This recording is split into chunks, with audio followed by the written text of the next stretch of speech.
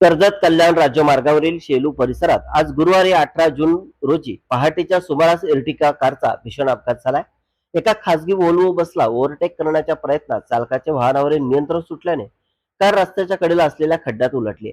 सुदैवाने या अपघातात कोणतीही जीवितहानी झाली नसून कारमधील 7ही प्रवासी सुखरूप बचावले.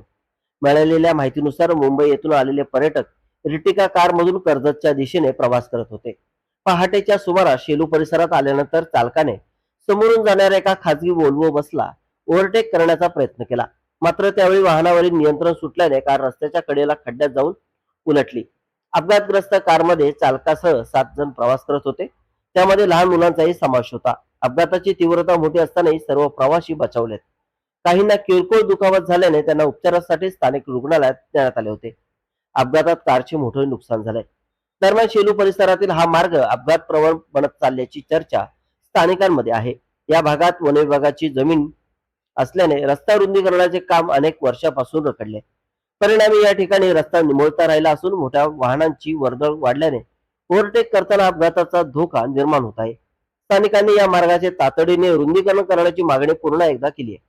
या अपघातानंतर काही काळ वाहतुकीवर परिणाम झाला होता, मात्र सुदैवाने मोठी दुर्घटना टळल्याने पर्यटकांसह त्यांच्या नातेवाईकांनी सुटकेचा निश्वास सोडला.